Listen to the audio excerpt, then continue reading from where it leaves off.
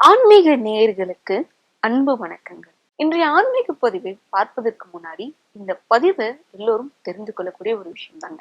என்னன்னா, எல்லோரும் சரி நம்ம கோவிலுக்கு சென்று வழிபட்டுட்டு வந்து வருவோம். அதன்படி இந்த பெருமாள் கோவில்கள் மட்டும் இல்லைங்க, எல்லா பெருமாள் சிலைகளிலும் சரி அவருடைய தாடை பகுதியில பச்சை கற்பூரம் வந்து வைக்கப்பட்டிருக்கும். பெரும்பாலும் இந்த பச்சை கற்பூரம் வந்து பாத்தீங்கன்னா திருப்பதியில் இருக்கக்கூடிய கோவில்கள்ல தான் அந்த பச்சை கற்பூரம் வந்து வைத்திருப்பாங்க. அது ஏன் பெருமாளின் தாடையில் பச்சை கற்பூரம் வைக்கிறாங்கன்னு தெரியுமா? அதை தெரிந்து கொள்றதுக்கு முன்னாடி இந்த வீடியோவை பார்த்துட்டு இருக்க நீங்க நம்ம சேனலை சப்ஸ்கிரைப் பண்ணிக்கோங்க. அப்பதான் இப்போ போன்ற பல ஆன்மீக பதிவுகளை நம்ம வந்து தெரிந்து கொள்ள முடியும். இப்போ வாங்க வீடியோக்குள்ள போலாம். ஒரு முறை ஆனந்த் ஆழ்வார் என்ற முனிவர் வந்து வாழ்ந்துட்டு வந்து வராங்க.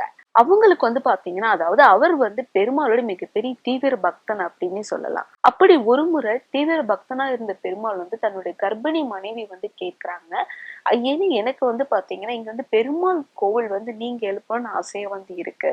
நமக்கென்று, அதாவது இங்க இருக்கக்கூடிய அனைவரும் வழிபடும்படி மிகப்பெரிய பெருமாள் கோவில் ஒன்றை நீங்க எழுப்பணும் அப்படின்னு சொல்லிட்டு வந்து சொல்றாங்க.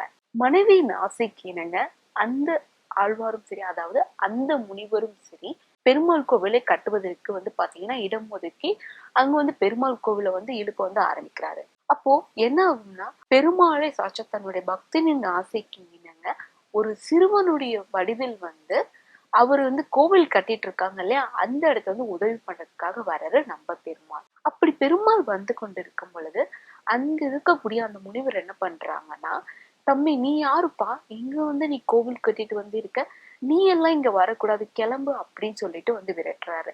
ஆனா இருந்தாலும் பெருமாள் கேட்காம, நான் வந்து உங்களுக்கு உதவி பண்றேன் தாத்தா, எனக்கு வந்து கொஞ்சம் வந்து அவகாசம் வந்துட்டு வந்து கொடுங்க, நான் வந்து உங்களுக்கு சூப்பரா உதவி பண்ணி கொடுக்குறேன், இங்க வந்து கோவில் இப்படி கட்டுனா நல்லா இருக்குமேன்ற ஐடியாக்களும் எனக்கு வந்து இருக்கு அப்படின்னு சொல்லிட்டு அந்த சிறுவரும் வந்து சொல்றாரு, அதாவது பெருமாள். இதை கேட்டுட்டு இருந்த அந்த முனிவர் ஆத்திரமடைஞ்சு, நீ யாரு எனக்கு புத்தி சொல்ல அப்படின்னு சொல்லிட்டு அங்கிருந்த கம்பை தூக்கி அந்த சிறுவர் மீது வந்து அடிச்சு வந்து தாக்கிடுறாரு. இதனால சிறுவரின் தாடை மற்றும் கண்ணு பகுதிகள்ல வந்து பாத்தீங்கன்னா ரத்த காயங்கள் ஏற்பட்டு ரத்தங்கள் வடிய ஆரம்பிச்சிருது.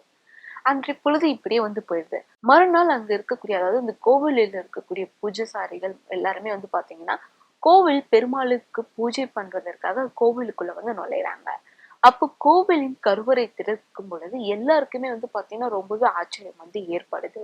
என்னன்னா, கோவிலின் கருவறை திறந்த பொழுது அங்கு இருக்கக்கூடிய வீற்றிருக்கக்கூடிய பெருமாளின் பல்வேறு பகுதிகள்ல, அதாவது தாடை மற்றும் கண்டத்தின் பகுதிகள்ல வந்து பாத்தீங்கன்னா ரத்தங்கள் வடிய ஆரம்பிச்சிருது. இதை கண்டு ஆச்சரியம் அடைந்த வியப்பு அடைந்த அங்க இருக்கக்கூடிய பூசாரிகள் என்ன பண்றாங்க, உடனே முனிவருக்கு வந்து தகவல் வந்து கொடுக்குறாங்க. இதை பார்த்த பின்புதான் அந்த முனிவருக்கு ஒரு விஷயம் தோன்றுது. என்னன்னா, நேற்று நமக்கு உதவுறதுக்காக வந்தது வந்து குழந்தை வந்து கிடையாது, பெருமாள் அப்படின்னு சொல்லிட்டு தன்னுடைய தவறுதலை உணர்ந்த அந்த முனிவர் என்ன பண்றாங்க, அதுக்கு வந்து அங்க இருக்கக்கூடிய பச்சை கற்பூரம் எடுத்து பெருமாளின் தாடை பகுதியில் வைத்து தன்னுடைய தவறுதலை உணர்ந்து மன்னிப்பு வந்து கேட்கிறாங்க.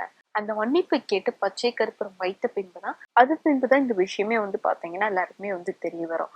அந்த ரத்தம் நின்ற பின்புதான் வந்து பாத்தீங்கன்னா அந்த பெருமாளின் தாடை பகுதியில் கற்பூரம் வந்து எடுக்காமலும் அந்த வந்து பாத்தீங்கன்னா, அதாவது இந்த கற்பூரம் வந்து எடுக்கவும் வந்து முடியல.